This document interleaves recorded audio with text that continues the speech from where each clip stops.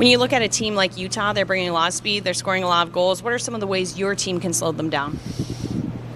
Just play our game and, take care of the puck, be good with the puck when we have it in terms of our own playmaking, and then just defend hard.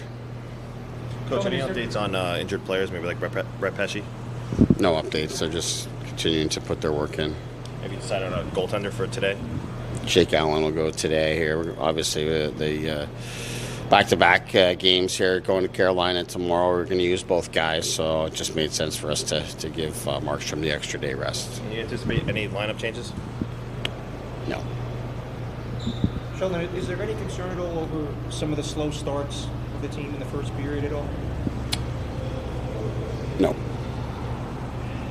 You have a guy in Andre Palat who you moved down to the fourth line. Is there anything you want to see more out of him to maybe get him back up in the lineup?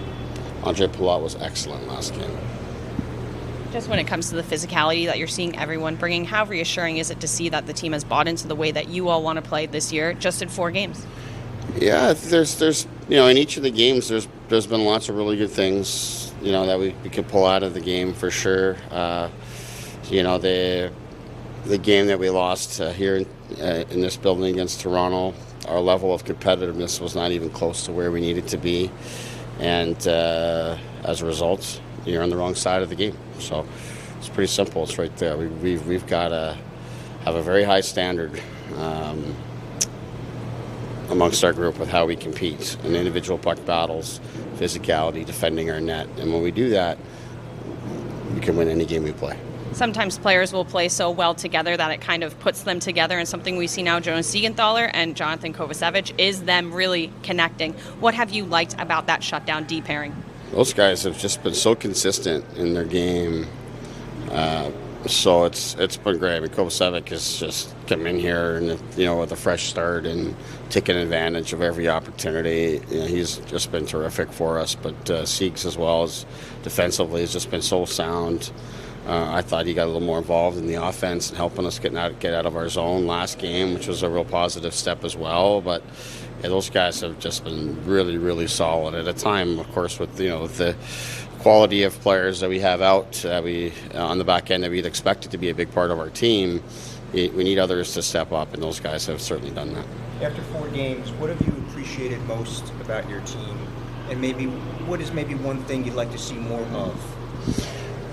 In terms of what I appreciate, I would just say the buy-in from the group. The energy of the team has been really, really good. They've been very receptive, even at times when, whether it's through preseason or if I used our last game in here as an example, when our play was not up to the standard we wanted to be at, they accept coaching, they accept the push, they get it, they want to be challenged and they want to be better. So they're not happy with the results. So just that overall buy-in and overall call it spirit of our team, I think has been really, really good and encouraging. And so I just want to continue to build on that. And we're just like everybody else in the league. You're seeking greater consistency in all the good things that you're doing. You've had Nico Hischier's line matched up against, Austin Matthews' line from Toronto and then Ovechkin last game. Just talk about what you've liked from them defensively so far through the last couple of games. Yeah, very responsible. Nico, of course, is well known for that, but he's been so strong in the face-off circle, and then also just taking those responsibilities serious, and recognizing that's part of his job. In some cases, he's going to give up some offense, in order to be in the right spots and to do a good job there. I think that is important for him to pick his spots. I've liked that line each and every game that we've played, and even if they're not scoring, which I do believe they will, they're giving us very, very important minutes. And if you look at Nico and Merce, the job they do in the penalty kill as well, those are very, very valuable and important minutes that they're giving us. Tag teaming off that, the third and fourth line, I know you don't like to call them necessarily your third and fourth line, but doing a lot of the heavy lifting when it comes to putting up points on the score sheet, is that maybe taking some pressure off of those top 2 lines, or how is it going to maybe help them create more offense on their end?